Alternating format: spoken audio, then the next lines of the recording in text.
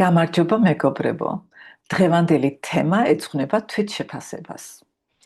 თითოეულ ჩვენთაგანს აქვს ფაზები, როცა ჩვენი თვითშეფასება დაქვეითებულია. მაგრამ თუ ადამიანს აქვს გამყარებული ძლიერი შინაგანი მე, ის ამ დაქვეითებიდან მალე გამოვა. დადებითი თვითშეფასება ნიშნავს საკუთარი თავის სიყვარულს, მის მიღებას, ისეთი როგორიც ვართ და აი ამის საფუძველზე მის განვითარებას, იმიტომ ჩვენ ვითარდებით ერთ ადგილზე არ ვრჩებით. დადებითი თვითშეფასება ნიშნავს მადლიერებას იმაზე, რაც გვაქვს, რადგან ეს მადლიერების გრძნობა გვამყოფებს აი დოვლათის მოდულში. იცით, მე როცა ჩემ მადლიერი ვარ, რომ მაქვს ორი ჯანმრთელი ხელი, ფეხი, გონება, რაღაცა პროფესია შევისწავლე, ასე თუ ისე ჯანმრთელი ვარ. აი ნახეთ, ეს ყველაფერი ყოველდღიურად ამის შეხსენება ჩემთვის ნიშნავს, რომ აი განწყობით უკვე შევდივარ იქ, რომ აი დოვლათის სიუხვის მოდულში. ძალიან ბევრი რამე მაქვს. არიან ადამიანები, რომლებსაც ბევრად მეტი რამე აქვთ, ღმერთმა მისცეთ, მაგრამ აი ეს სიუხვის მოდუსი არ აქვთ.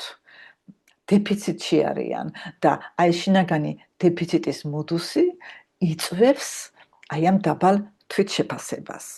და კიდევ რა ეკუთვნის მაღალ თვითშეფასებას. მაღალ თვითშეფასებას ეკუთვნის ნდობა, სამყაროს შემოქმედის და საკუთარი თავის მიმართ, რომ სამყაროს ჩვენთვის პოზიტივი ემეტება, რომ შემოქმედი ჩვენ გვფარველობს, რომ მე ჩემი ფიქრებით, ემოციებით ქმნი ჩემს რეალობას. თუ თვითშეფასების გრძნობა დაქვეითებულია, ის გამოიხატება ხშირად ორ შემდეგ ფაქტორში. ერთი არის შედარებები, სისტემატური შედარებები და მეორე არის სხვისი დაკნინების ცდელობა. შედარებები ნიშნავს, რომ აი ამ ეს შედარებები ჩვენ თავს აი ამ დეფიციტურ მოდულში გვაგრძნობინებს და თქვენ ალბათ თუ სოციალურ ქსელს გადახედავთ, თვალში შეიძლება მოგხვდეთ, აი როგორც მაგალითს გეუბნებით, ვიღაცა დადებს ვიდეოს, რომ აი შოკოლადი, ლინდის შოკოლადი, რომელიც მიეკუთვნება ძვირადღირებულ შოკოლადებს, რომელიღაც სუპერმარკეტში მაგალითად 50 ლარამდე ღირს. და მე დიდი ინტერესით დავათვალიერებ კომენტარებს და იცით, უამრავი კომენტარებია და მიდის თვითგვემა და მიდის ტირილი და წუწუნი უმაღლეს დონეზე, უძიროდ. ხა კითხვა არის, აქაც არის შოკოლადი, დუბაის შოკოლადს რომ ეძახიან, იცით, მე ვერ გავიგე ეს ხალხი რამ გადარია აქ, მიკვირდა ძალიან, რიგებში იდგნენ და ეს შოკოლადი არის ძვირი, მე არ მიყვარს აი ამ ისტორიების აყოლა და ტრენდების აყოლა, მე საერთოდ არ ვიცი რა გემოსია და ნუ რა უნდა იყოს ახლა შოკოლადი, თხილი და შოკოლადი. აი რა შეიძლება იყოს ისეთი, რომელიც ვერ უნდა წარმოვიდგინო და ამიტომაც გასენჯულიც არ მაქვს და არც რაღაცა არ დამპლებია მაგის გამო.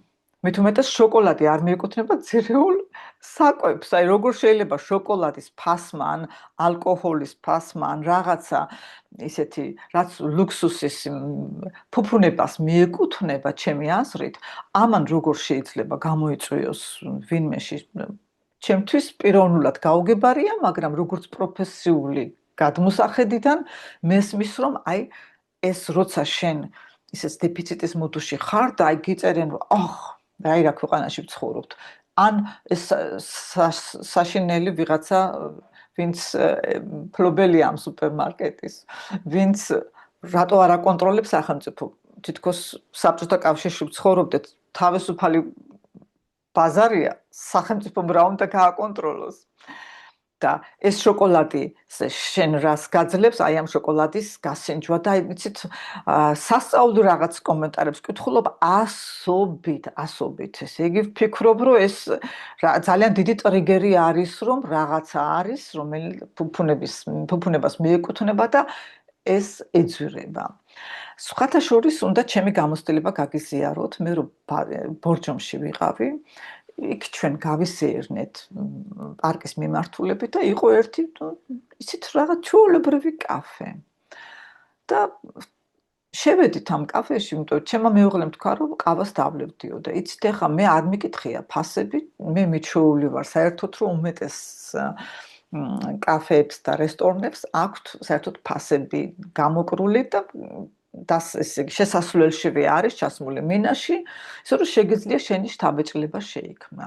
და რადგანაც ვიცი და ჩემი გადმოსახედიდან ძალიან მეძურება ფასები შვეიცარიაში და სკანდინავიის ქვეყნებში, იმიტომ იქ სხვა სისტემა აქვთ, ხელფასების სისტემა, გადასახადების სხვა სისტემა და ჩვენთვის გერმანელებისათვის საერთოდ ძალიან ძვირი არის ეს იქაური პროდუქცია. ის კი არა, მე რო ჩემ შვილს რომ ვესტუმრე კოპენჰაგენში, უკან დამემგზავრა ერთი ქალბატონი, რომელიც ასევე ჩემს ქალაქში ცხოვრობს და ახსენა რომ ცარიელი ჩემოდრით მოდის და ჩემს გაოცებულ მზერაზე ამიხსნა რომ ისეთი ძვირი არისო იქ პამპერსიო და ესეთი ყოფითი ნივთები, რომ ეს რო სტუმრობს თავის შვილს კოპენჰაგენში, რომელიცაც იქ დანიელთან აქვს ოჯახი შექმნილი, ამ ქალს მიაქვს მთელი ჩემოდანი სავსე ასეთი საყოფაცხოვრებო ნივთები და პამპერსები, რათა შვილმა თანხა დაზოგოს. აი მაგალითისთვის ვამბობ. რადგანაც ახლა ბორჯომში ვიფიქრე, არ იქნება ის ფასი, რომელსაც მე ახლა ვერ გადავიხდი და არ ჩავეკითხე, არც დამინახია, ვიფიქრე, ორი ყავა რა უნდა იყოს ისეთი, რომ ვერ გადავიხადო. და კი ბატონო, ყავა მოგვიდუღა, მე შემოგთავაზა და რაღაც ავიღეთ ჩვენ, იცით, დიდი არჩევანი არ იყო, რაღაცა ჩვეულებრივი ნამცხვარი იყო, კვერცხი, ფქვილი, კაკაო, გემრიელი. გაათბო კიდეც როგორც მივხვდი, იმიტომ თბილი იყო, რა ვიცი, ან ახალი გამომცხვარი იყო და მარტო ჩვენ ვიჯექით. ყავაც გვეგემრიელა, ნამცხვარიც, მაგრამ როგორც თქვი, ეს იყო არც კრემით, რაღაცა ჩვეულებრივი მარტივი ნამცხვარი იყო. სასიამოვნო ადამიანი იყო, ცოტა წავისაუბრეთ კიდეც და მე მივედი რომ გადამეხადა და გადავიხადე მე თქვენ გეტყვით 48 ლარი და რაღაცა ცენტები, ესე იგი 50 ლარს დააკლდა 1.5 ლარი. და 12 ლარი ღირდა ის ნამცხვარი, რომელიც რომ გადავიანგარიშო ჩემთან და დანიაშიც კი კარგ გემრიელ ნაღების ტორტის ნაჭერს მომცემენ, აი ესეთ პატარა კაფეში რო შევიდე, ხო. ან კიდევ საფუთუშეებს ხომ აქვთ კაფეები. მეუცხოვა რასაკვირველია. არ ველოდი, მაგრამ გადავიხადე ეს თანხა, არ შევიმჩნიე. იცით, მე ვიფიქრე ამ რამდენიმე ადამიანს დაველაპარაკე და მითხრეს, რომ ჩვენ ქართველები არ შევდივართ მაგ კაფეებში. ეს არის ტურისტებისთვის და მივხვდი, რომ ეს არის ჩამოსული ტურისტებისთვის, რომლებიც მთელი დღეა ესე იგი ბორჯომში ფაქტიურად ქართული მოსახლეობა არ მინახია იმ შემოდგომაზე, გარდა ვინც ყიდი და იყვნენ უფრო აზიური ქვეყნებიდან და ასევე არ ვიცი, ახლა სლავური გარეგნობის ხალხიც იყო, მაგრამ უფრო აზიური ქვეყნებიდან ტურისტები. და ვიფიქრე, მათთვის არის ეს გათვალისწინებული და მეც მოვხვდი მათ კატეგორიაში და როგორც ალბათ ყიდი და ალბათ ისე ეს ფასები აქვს, მიუხედავად იმისა, რომ სეზონი გადასულია. მე მაშინ თუ არ ვკითხულობ, ნიშნავს, რომ ის პირობებს უპირობოდ ვიღებ. და მივიღე ეს როგორც გაოცებად, რასაკვირველია შემდგომში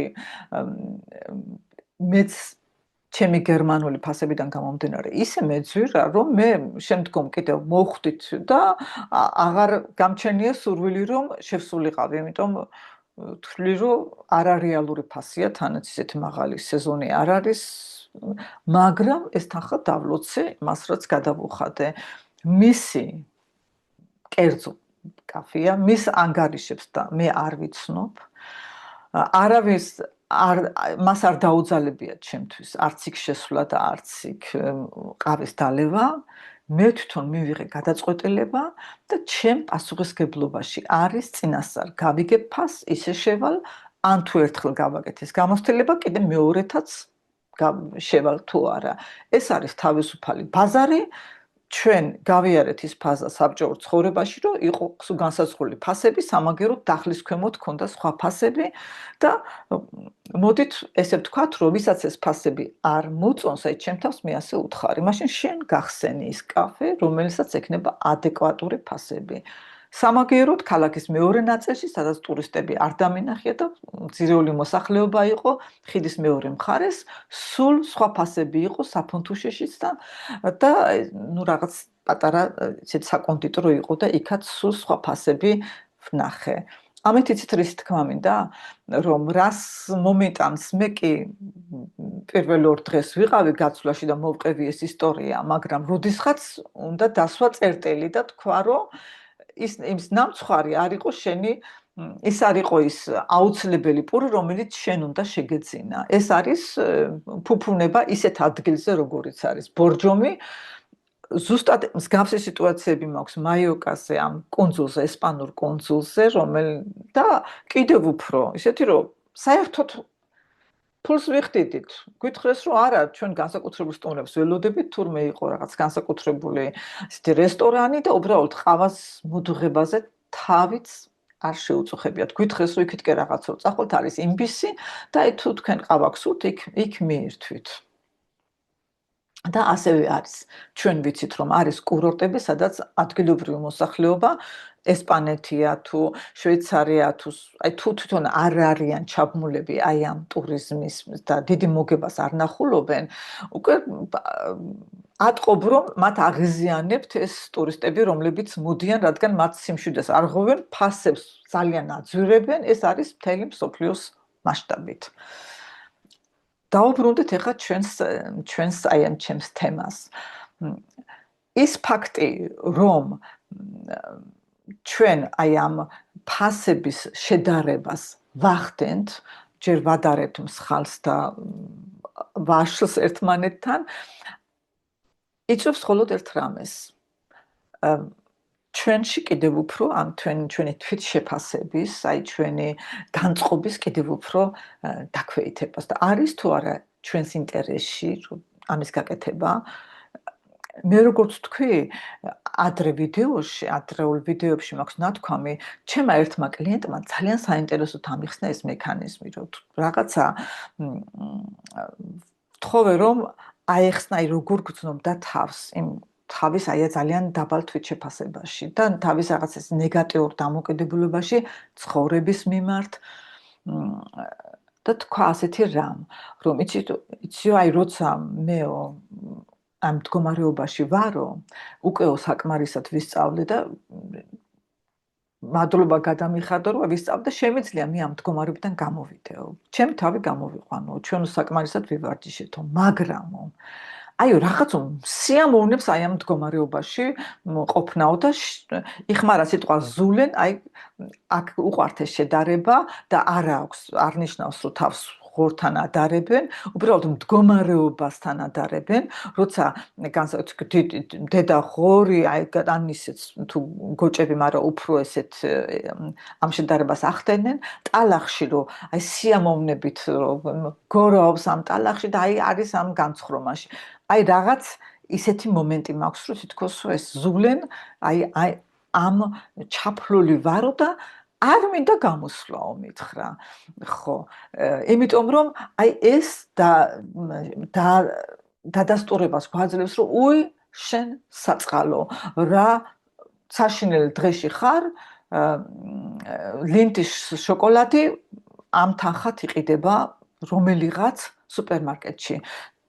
და რო ჩამოვდივარ და არსებობს საქართველოს სხვა ძალიან ბევრი ალტერნატივა ძალიან გემრიელი შოკოლადის. მე რომ ჩამოვდივარ, მაგალითად ძალიან მომწონს რიგი შოკოლადი.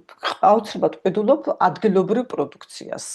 რომ ჩემი ისეც მაინტერესებს, მაგრამ ვფიქრობ, რომ მე ჩაიც მეგემრიელება, შოკოლადის მეგემრიელება და საერთოდ შეიძლება ბევრ რაღაცას არ ვიცნობ, მაგრამ ვფიქრობ, რომ მიუხედავად აწეული ფასებისა, ეს ძირეული პროდუქტები, რაც არის, ესენი რაღაცა გლობალიზებულ სამყაროში, რაღაცა აი ამ საერთო ტრენდს სოფლიოში რაც არის, რაღაცით უახლოვდება. ჩვენ ვართ მისი ნაწილი სამწუხაროდ. გვინდა, არ გვინდა, ეს არის საერთოდ ვართ იმ საერთო ბაზრის რაღაცა ძალიან პატარა სეგმენტი და დამოკიდებული ვართ საერთოდ აი ამ უზარმაზარი ბაზრის, გლობალური ბაზრის ტრენდებზე და მის ფასებზე და სახელმწიფო კარაქის ფასებს ვერ დააწესებს. მე არ ვიცი როგორ უნდა გააკეთოს ეს, მე ქვეყანა არ ვიცი, გარდა სოციალისტური ქვეყნებისა, სადაც ეს კეთდება.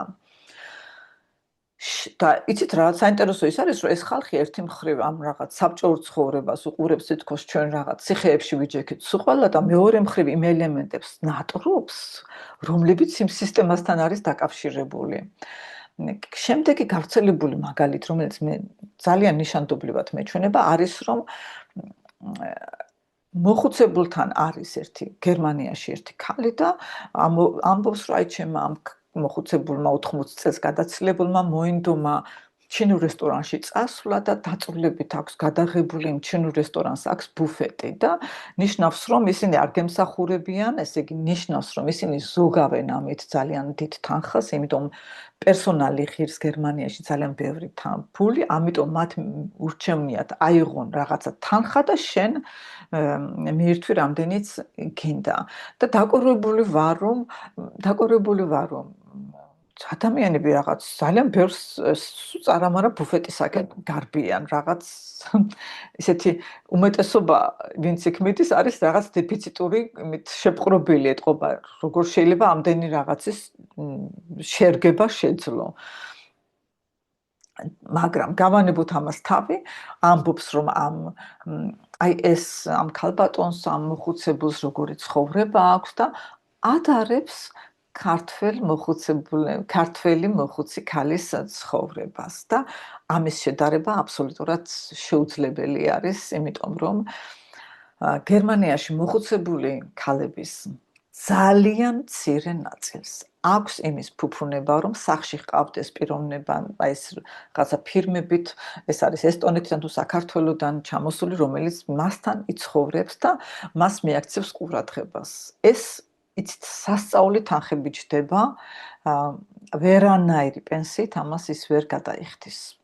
ვერანაირი პენსიით. მას უნდა ქონდეს ასევე ადგილი, ესე იგი უნდა ცხოვრობდეს სახლში, სადაც არის ცალკე ოთახის და ასე ვთქვათ, ან პატარა ბინის ვარიანტი და ფირმას უხდის უზარმაზარ თანხას და ფირმა მერე ამ ქალბატონს, ვინც მასთან ცხოვრობს, უხდის იმ თანხის, რაღაცა ალბათ დაახლოებით აი მაქსიმალურ ნახევარს თუ გადაუხდის, იმიტომ რომ ფირმას მოგება აქვს აი ამ კონტაქტებით, რომ დაუკავშიროს ეს ერთი ადამიანი მეორე ადამიანს. საშუალო პენსია არის 150 ეურო გერმანიაში, მაგ კუთხით აი ქალბატონებს გულისხმობ. ამასწინათ ვნახე გადაცემა, სადაც ქუჩაში ეკითხებოდნენ ადამიანებს პენსიაზე და თქვა ერთმა ქალბატონმა თქვა, რომ მეო ძალიან კარგი პენსია მაქვსო და რამდენიო ჩაეკითხო 2500 ეურო და როგორ შეძელით ესეთი კარგი პენსიის მიღებაო ეკითხება. მეო ექიმი ვიყავიო და ვარო, მაგრამ ეხლა პენსიონერიო და მოკლედ თუ დამატებით საათებსო, ღამის საათებსო ძალიან ბევრს მუშაობდიო. და იმდენს მუშაობდიო, რომ ოჯახი არ შემიქმნიო, შვილი არ მყავსო, ერთადერთი რაც მაქვს ეს ბონბონი, ეს კარგი პენსია და ვცდილობ შერგებასო.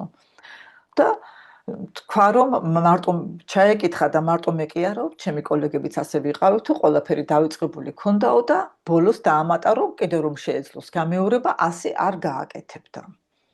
არ არის საჭირო ამდენი მუშაობა და ყველაფრის მუშაობისადმი შეწირვაო თქვა. ეხა 2500 პენსია, ნიშნავს რომ აქედან იხდი კიდევ გადასახადს იხდი, აქედან გადაიხდი ასევე ავადმყოფობის დაზღვევას და ასევე მოვლის რაღაც დაზღვევა არის მიერთებული ამ ავადმყოფობის, ამ ჯანმრთელობის დაზღვევასთან. აქედან და ნახეთ თუ გავითვალისწინებთ ფასებს, თუ მას არ აქვს ბინა მის საკუთრებაში, თუ გავითვალისწინებთ ფასებს, შეიძლება ითქვას, რომ ბინას, ნორმალურ ბინას, სადაც ის თავს კარგად იგრძნობს, კარგ ადგილზე იქნება და არა იქ, სადაც ბევრი მიგრანტები ცხოვრობენ და სოციალურად ესეთი რთული სიტუაცია არის, სულ მცირე თუ ბედმა გაუღიმა 1000 euро, სულ მცირე და ამას ჰამბურგში და მიუნხენში ვერც ნახავს. მე ვამბობ, სადღაც ისეთ პერიფერიულ კარგ ადგილზე. შემდეგ თუ გავითვალისწინებთ, რომ ამ ხარჯებს ყველაფერს, რაც მას თავის შენახვის ხარჯებს, მას ექნება საშუალება ალბათ, რომ ერთხელ და ორჯერ შვებულების უფლება მისცეს თავის თავს. იმიტომ ჩვენთან კუნძული არის, იქ იმ კუნძულზე, რომელიც გამოირჩევა ძალიან კარგი ჰაერის ხარისხით და ჩვენ ხშირად ერთი დღით ვსტუმრობთ ხოლმე, იწყება სასტუმროების და ესეთი სადაც შეიძლება ღამის დარჩენა უკვე 300 ევროდან ფასები. ესე იგი დღე-ღამის განმავლობაში და პლუს დამატებით კიდევ იქ რესტორანი რაც ღირს და ყველაფერი. ისე რომ ეს თანხა 2500-იც რაც ძალიან დადებითად ითვლება, ეს თანხაც არ იძლევა ისეთი ფუფუნებას, როგორც ადამიანს წარმოუდგენია, ან რაღაც პირველი კლასით დეფინავით მგზავრობას, ეს თანხაც სწორედ რომ თავს კმაყოფილად იგრძნობს და თავისი მისი მოთხოვნილებები კონცერტში წასვლა იქნება თუ რაღაცის დაგეგმა ამით ამ თანხით შეიძლება და ეს არის მისი როგორც ექიმის მთელი სიცოცხლე ძალიან ესეთი ძიმე და ძალიან დაძაბული მუშაობის შედეგი და ეს ხომ მოსახლეობის მხოლოდ რაღაცა მცირე ნაწილია და ამ თანხიდან ის ვერ გადაიხდეს იმ პიროვნებას, რომელიც მასთან ცხოვრობს. ესე იგი, ვიღაცა ჩამოდის ამ ერთ-ერთ პენსიონერთან მოხუცებულთან ცხოვრობს, რომელიც ოჯახს მადლობა ღმერთს აქვს საშუალება, რომ ამ ფუფუნების, რომელიც მხოლოდ ერთეულების ხვედრია, შემდეგ ამ ვიდეოს პოსტავს და ამბობს, რომ გერმანელი მოხუცებული როგორ ცხოვრობს და ამბობს, რომ ეს საწყალი ქართველი ქალი, რომელსაც ეს საშუალება არ აქვს და ქართველი ქალის და გერმანელი ქალის ისეც მათი ცხოვრების მიზანი თუ მისია თუ დავარქვათ მათი პრიორიტეტების შედარება, ისეც მე ვფიქრობ, რომ გარკვეულწილად არ შეიძლება, მაგრამ რას ემსახურება ეს ვიდეო? ემსახურება იმას, რომ კიდევ ესე კომენტარებში მიდის ეს წუწუნი, მიდის თვითგვემა, მიდის და მე მიკვირს, რომ ამ უზარმაზარ ნეგატიურობას ადამიანები ვერ ამჩნევენ. ესე იგი, მასიურად ვერ ამჩნევენ ეს ანალიზის უნარი არ აქვთ, იცით? ალბათ მე ვფიქრობ, როცა ხარ შენ დეფიციტურ განწყობებში, შინაგან დეფიციტში, შინაგან დაბალ თვითშეფასებაში, უკვე ეძებ უკვე რომ რაღაცას მოეჭიდო, რომ კიდევ იქ დარჩე, რომ რა არის, რომ რაღაცა შენს განწყობაში არ შეიცვალოს. და იცით რა, ეს განწყობა მოქმედებს მთელი ენერგია, რაც ტრიალებს ქვეყანაში, ამ ენერგიაზე მოქმედებს. და ამიტომაც ძალიან მნიშვნელოვანი არის ამ ვიდეოს იმ განზრახვით წერ, არა იმიტომ, რომ ამ მაგალითების დასახელება ჩემთვის და გახსენება სასიამოვნოა, არამედ მსგავსი მაგალითების მოსმენისას, რომ თქვათ, ჩემი მკითხველის რაღაცა მცირე ნაწილი არ შევიდეს იმ ცდუნებაში, რომ ამ ენერგიას აყვეს. უამრავი მოხუცებული არის მარტო გერმანიაში, საქართველოშიც არის, მაგრამ ჩვენთან კიდევ სულ სხვა დამოკიდებულება გვაქვს და იქ კიდე ლაპარაკი იყო, როგორ სიამოვნებენ მოხუცებულთა თავშესაფრებში. იცით, მე რომ არ მქონდეს ჩემს წინ ერთი თავშესაფარი არის და კიდევ ჩემი დედამთილი მე მოყოლილი მაქვს ცხოვრობდა ბოლო 2 წელიწადი ძალიან ძვირადღირებულში, ძალიან ისეთ თავშესაფარში, რომელშიც უნდა კარგად ყოფილიყო. და მე არ მიდიხარ დეტალების გახსენება, მაგრამ მე იმის შემდეგ მივხვდი, რომ ყველანაირად უნდა მოვერიდო ჩემი ჯანმრთელობაზე ისე ვიზრუნო და ჩემს მეუღლესაც ვეუბნები და ამას ხშირად ვაჟღერებ ჩემს მეგობრებში, ნაცნობებში, მეზობლებში, რომ ეს თავშესაფრები ეს არის მხოლოდ როცა გამოუვალი მდგომარეობა გაქვს. სიხარულით სამსვლელი მე იქ არავინ მინახია. გახარებული და გაბრწყინებული მე იქ არავინ არ მინახია. ახლა არ ვიცი ამერიკაში თუ არის ასეთი რამე, შეიძლება იქ სხვა კატეგორიის ხალხია, რომელიც მე აქამდე თვალში არ მომხვედრია, მაგრამ ფაქტია, რომ ყველა მოხუცებელს ურჩევნია საკუთარ კედლებში დარჩენა და ის ნაწილი, რომელსაც ეს ფუფუნება აქვს, რომ დარჩეს იქ, სადაც ცხოვრობდა და ეს დახმარება მასთან მოვიდეს, ეს არის ძალიან მცირე ნაწილი, იმიტომ რომ ეს უზარმაზარ თანხებთან არის დაკავშირებული და უნდა იყოს აუცილებლად პასიური შემოსავალი ან რაღაც სახლი, რომელიც გაიყიდა რაღაცა დიდი თანხა, საიდანაც ეს თანხები გადაიხდება ვერანაირი. პენსია აი ამ ხარჯებს ვერ გაკაჩავს. მოკლედ, მინდოდა რომ აი ეს თემა ამ თემას კიდევ შევხებოდი და არ ღირს ამის გამო თავის ცხოვრების გაუმჯობესება ერთია, მაგრამ აი ამ შედარებებით შევდივართ თვითგვემის პროცესში, რომ მე ესე და რა დავარშავე და აი ესე და ისე და ამით იზიდავ იმას, რაც უმეტესობას არ გვინდა. და არის მეორე ფაქტორი, რომელიც მიუთითებს დაბალ თვითშეფასებაზე, როცა ხდება სხვისი დაკნინება. სხვისი დაკნინება, რადგან ჩვენთვის წარმოუდგენელია, რომ ამან რაღაცას მიაღწია, ეს პოტენციალი არ შეგიმჩნევია, სკოლაში იყავი თუ მეზობლობაში და უცებ როგორ. დიახ, ეს ასე არის, რომ ჩვენ გვაქვს ხანდახან ჩვენი ბავშვობა ისეთი არის, რომ ჩვენი ძირეული პოტენციალი ითრგუნება. და თუ ბედმა გაგვიღიმა, შეიძლება ეს პოტენციალი განავითაროთ. და ეს ნიშნავს, რომ თუ ამ პოტენციალს განავითარებ, სულ სხვა პერსპექტივები გადაიშლება შენს წინ. და ნიშნავს, ეს შენში იყო, ეს მხოლოდ უნდა იწვევდეს დადებით გაოცებას, რომ აი რა კარგია, რომ არ შეგიმჩნევია, მაგრამ ნახე, გქონდა, მაშინ ვერ ამჟღავნებ და ახლა გამოამჟღავნა და არა ის, რომ როგორ ის დაკნინების ფორმით.